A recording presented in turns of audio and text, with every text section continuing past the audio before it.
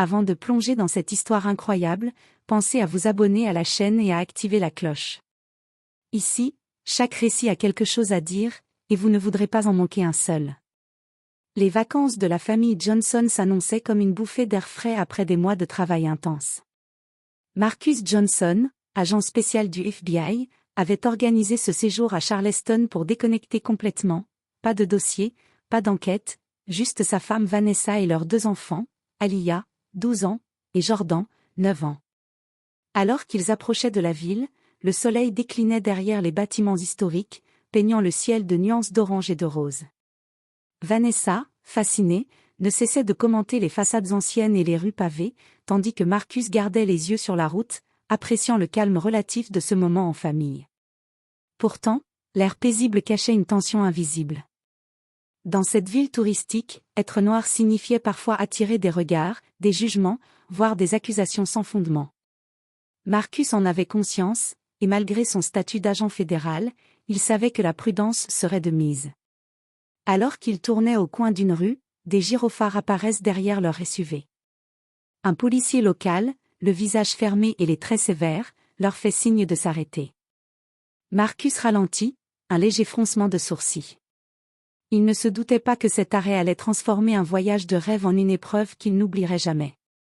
Dans les minutes qui suivent, ce qui devait être un contrôle de routine se transforme en un cauchemar, interrogations agressives, accusations injustifiées, et bientôt, une arrestation humiliant Marcus et sa famille sous les yeux des passants. Sans savoir que l'homme qu'il tenait pour un simple vacancier était en réalité un agent du FBI prêt à tout pour protéger les siens. Le destin de la famille Johnson venait de basculer, et ce séjour de rêve risquait de se transformer en leçon amère sur les préjugés et la justice. Le soleil baignait Charleston d'une lumière dorée lorsque la famille Johnson pénétra dans les rues étroites de la ville. Marcus, au volant de leur SUV loué, savourait la rareté de ce moment de calme. À côté de lui, Vanessa observait les bâtiments anciens, souriant à la beauté du quartier historique. « Regarde, Marcus. Ces maisons sont incroyables !» s'exclama-t-elle.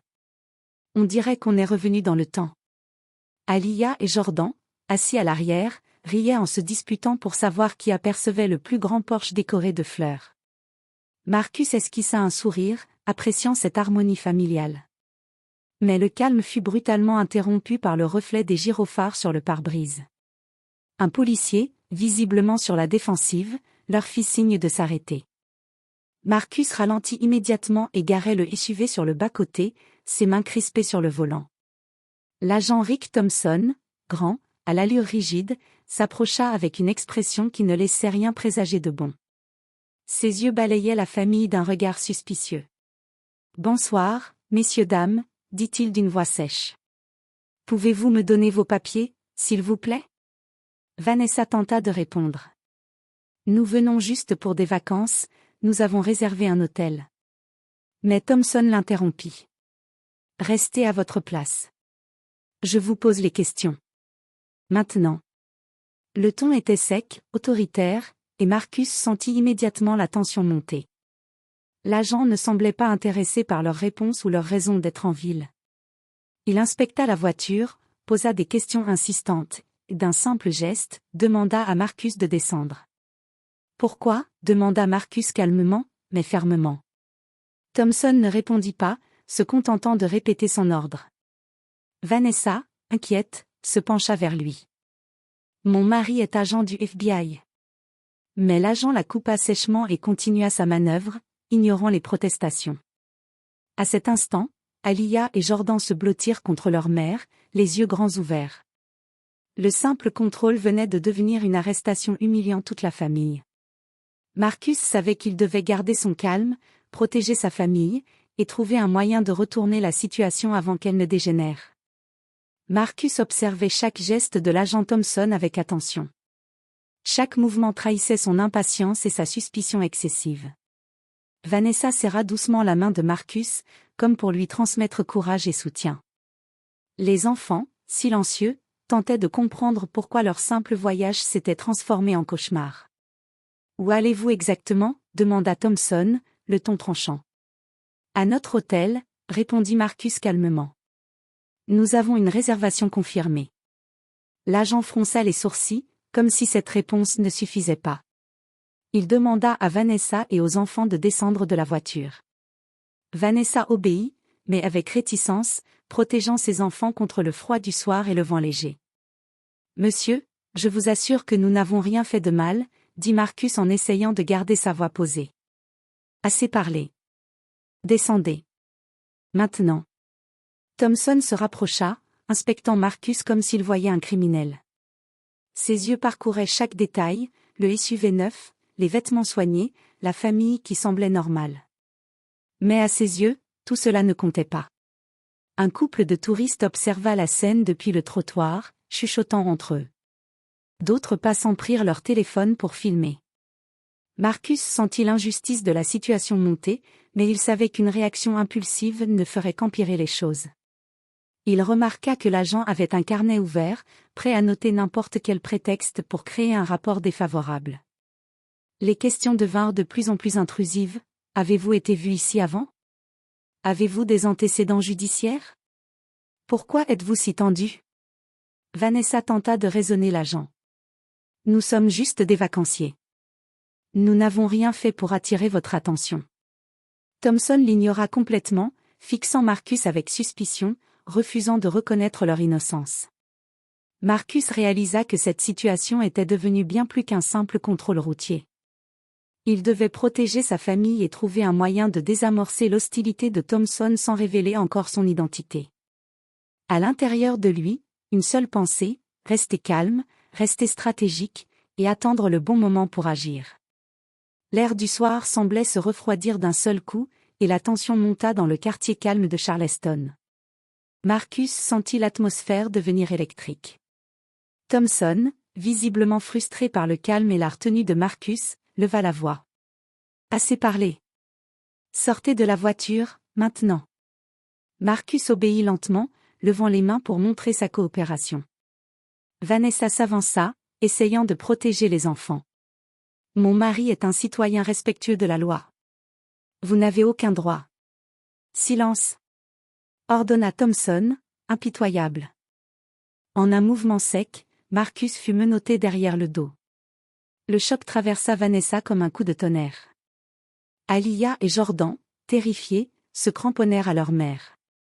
Des passants choqués observaient la scène, certains filmant avec leur téléphone.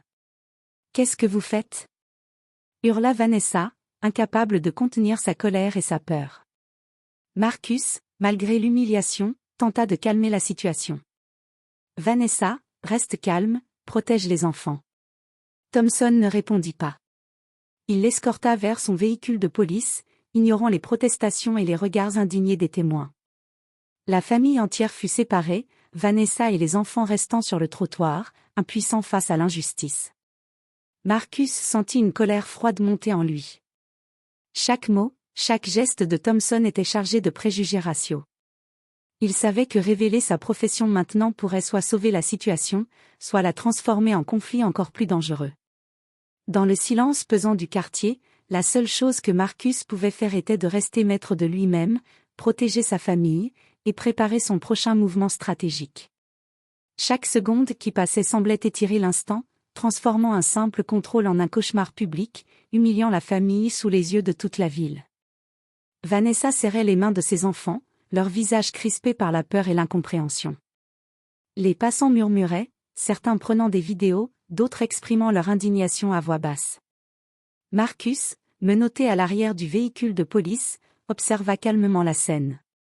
Chaque détail comptait, le positionnement de Thompson, les témoins, et surtout la sécurité de sa famille.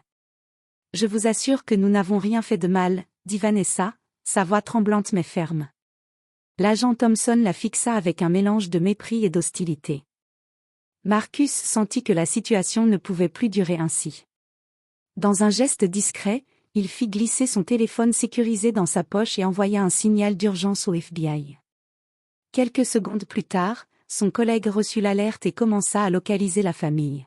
« Qu'est-ce que vous faites là ?» cria Thompson, remarquant un mouvement suspect dans la poche de Marcus. Marcus répondit calmement. « Je coopère.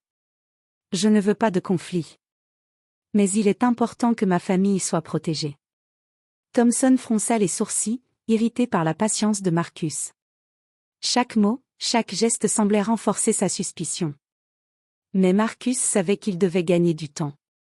Il observa les passants, espérant qu'aucun ne tente une intervention qui pourrait déclencher une escalade dangereuse. « Monsieur, je vous conseille de tout me dire maintenant », dit Thompson d'un ton menaçant. Marcus prit une profonde inspiration et parla lentement. « Je suis ici avec ma famille pour des vacances. Nous n'avons enfreint aucune loi. Je vous demande de nous laisser tranquilles. » Malgré ses paroles mesurées, Thompson continuait d'insister, exigeant des réponses impossibles. Marcus sut qu'il fallait agir bientôt, avant que la situation ne dégénère davantage. Ses yeux croisèrent ceux de Vanessa et des enfants, peur, inquiétude, mais aussi confiance silencieuse en lui. À l'intérieur de lui, Marcus se répétait « Restez calme, protégez ma famille, attendre le bon moment ». Le compte à rebours était lancé. Chaque seconde rapprochait la famille Johnson du moment où la vérité sur Marcus serait révélée, et où la situation basculerait complètement. Marcus sentit que la situation touchait à sa limite. Chaque seconde passée menottée devant sa famille et les passants nourrissait l'humiliation, mais il savait qu'un geste précipité pourrait aggraver la situation. Il devait agir avec stratégie. Dans un mouvement discret, il fit glisser son téléphone sécurisé hors de sa poche. Rapidement et discrètement, il envoya un signal d'urgence au FBI, indiquant sa localisation exacte et la situation critique de sa famille. Quelques secondes plus tard, son collègue spécial, Lisa Carter, confirma la réception et commença immédiatement à coordonner une intervention. « Ne faites rien de risqué pour l'instant », murmura Marcus pour lui-même, ses yeux fixant Thompson. L'agent Thompson, concentré sur sa perception d'une « menace », ne remarqua pas le geste. Mais Marcus savait que le compte à rebours avait commencé. Chaque minute était précieuse. Vanessa tenta de raisonner Thompson encore une fois, sa voix mélangeant inquiétude et défi. « Vous n'avez aucune preuve. Vous nous humiliez sans raison. » Thompson haussa les épaules, imperturbable, mais Marcus remarqua un frisson dans sa posture, il commençait à réaliser que quelque chose n'allait pas. Les passants continuaient de filmer et de chuchoter. L'air était chargé d'une tension palpable. Marcus pensa rapidement à sa stratégie. Il devait protéger Vanessa et les enfants avant tout. Il utilisa des techniques de négociation apprises au FBI, gardant la voix basse mais ferme. « Officier, regardez autour de vous. Ma famille est innocente. Nous sommes simplement en vacances. Vous n'avez pas besoin de cette confrontation. » Thompson hésita un instant, mais son orgueil et son entêtement le maintenaient sur sa position. Marcus savait qu'il ne pouvait pas encore dévoiler sa véritable identité, le moment devait être parfait pour que cela ait un effet immédiat. Dans le calme apparent de la soirée, Marcus sentit que la roue du destin commençait à tourner. L'aide du FBI se rapprochait, et bientôt, la vérité éclaterait, révélant à Thompson que l'homme qui l'humiliait n'était pas un simple vacancier, mais un agent fédéral prêt à tout pour protéger sa famille. La tension dans la rue atteignait son paroxysme. Thompson, le visage dur et les yeux plissés, continuait d'inspecter Marcus avec suspicion, ignorant totalement les murmures croissants de la foule autour d'eux. Vanessa tenait fermement la main de ses enfants, essayant de masquer sa peur derrière un courage apparent. Marcus savait que le moment était venu. Chaque seconde prolongée risquait de transformer la situation en tragédie publique. Il prit une profonde inspiration et, d'une voix calme mais ferme, déclara. « Je suis Marcus Johnson, agent spécial du FBI. Vous avez affaire à un agent fédéral. » Le silence tomba immédiatement. Les passants arrêtèrent de murmurer, figés par l'évidence soudaine. Thompson recula légèrement, ses traits passant de l'assurance à l'incrédulité. « Que, quoi ?» balbutia-t-il. Marcus maintint son calme, chaque mot pesé pour provoquer un effet maximum. « Je ne cherchais pas à créer de conflit, mais vous humilier ma famille était une grave erreur. Vous devez immédiatement cesser cette arrestation. » Vanessa, soulagée mais toujours tendue, murmura. « Enfin il sait. » Thompson balbutia des excuses maladroites, tentant de justifier son comportement, mais Marcus l'interrompit. « Vos excuses ne suffisent pas. Vous avez proféré des accusations injustes et humilié une famille innocente sous prétexte de préjugés raciaux. Il y aura un rapport complet sur vos actions. Dans la foule, des murmures de surprise et d'admiration se faisaient entendre. Les touristes et les habitants réalisaient que l'homme qu'ils avaient vu menotté et humilié n'était pas un simple vacancier, mais un agent fédéral qui protégeait sa famille. Quelques minutes plus tard, les collègues de Marcus arrivèrent sur les lieux, sirènes discrètes et véhicules officiels, sécurisant la zone. Thompson, désormais conscient de l'ampleur de ses erreurs, ne put que reculer, la colère et la peur mêlées sur son visage. Marcus fut libéré, retirant ses menottes avec calme. Il regarda Vanessa et les enfants, leur offrant un sourire rassurant. La famille Johnson avait survécu à l'humiliation publique, et la situation venait de tourner à leur avantage grâce à la révélation de sa véritable identité. L'arrivée des collègues de Marcus transforma immédiatement la dynamique. 3 agents du FBI sortirent de leur véhicule officiel, déployant une autorité calme mais indiscutable. L'agent Thompson, auparavant sûr de lui, semblait maintenant minuscule face à la puissance fédérale. Thompson, déclara l'un des agents, nous avons reçu un signal d'urgence. Vous étiez en train de détenir un agent spécial sans justification. La voix était ferme, professionnelle, et chaque mot pesait comme une sentence. Les passants observaient, certains murmurant des commentaires indignés sur la situation. Marcus resta près de sa famille, veillant à ce qu'ils se sentent protégés. Monsieur Johnson, dit un agent, vous et votre famille êtes libres. Aucune accusation ne sera portée. Thompson, déstabilisé et honteux, tenta de trouver ses mots. Je croyais, je pensais. Vos suppositions et vos préjugés n'ont pas leur place dans l'application de la loi, l'interrompit Marcus d'une voix froide mais contrôlée. Vous avez humilié une famille innocente, et il y aura des conséquences pour votre comportement. Vanessa prit la main de Marcus, les enfants serrés contre eux. La tension qui avait pesé toute la soirée commençait à se dissiper. Le regard des passants, autrefois choqués, se transformait en respect et admiration pour Marcus et sa manière de gérer la situation. L'agent Thompson fut sommairement escorté vers un véhicule pour être interrogé sur ses actions. Marcus savait que le processus officiel allait maintenant prendre le relais. Rapports, sanctions et formations obligatoires pour corriger ses comportements racistes. La famille, dit Marcus en regardant Vanessa et les enfants, nous pouvons maintenant respirer. Mais souvenez-vous, la vigilance reste essentielle. Même dans les moments de crise, rester calme et stratégique fait la différence. Pour la première fois depuis le début de cette soirée cauchemardesque, un sourire sincère éclaira le visage de Vanessa et de leurs enfants. Le retournement de situation était complet, la peur s'était transformée en sécurité, l'humiliation en leçon, et Marcus avait montré que courage et maîtrise pouvaient inverser le pire des scénarios. Le lendemain matin, la famille Johnson se réveilla dans l'hôtel, encore sous le choc des événements de la veille. Vanessa préparait le petit déjeuner pour les enfants, tandis que Marcus réfléchissait à la manière dont il pouvait transformer cette expérience traumatisante en quelque chose de positif. Marcus, dit Vanessa doucement, je sais que c'était horrible, mais tu as fait ce qu'il fallait. Oui, répondit Marcus en posant une main rassurante sur l'épaule de sa femme. Mais il ne suffit pas de protéger notre famille. Nous devons que justice soit faite pour que d'autres ne subissent pas ce que nous avons vécu. Avec l'aide de ses collègues du FBI, Marcus rédigea un rapport complet détaillant le comportement raciste et abusif de l'agent Thompson. Il transmit également ces informations aux autorités locales et à la presse, choisissant de dénoncer publiquement l'incident. Rapidement, les médias locaux et nationaux relayèrent l'histoire, une famille noire en vacances humiliée par un policier raciste, mais protégée par l'intervention d'un agent fédéral.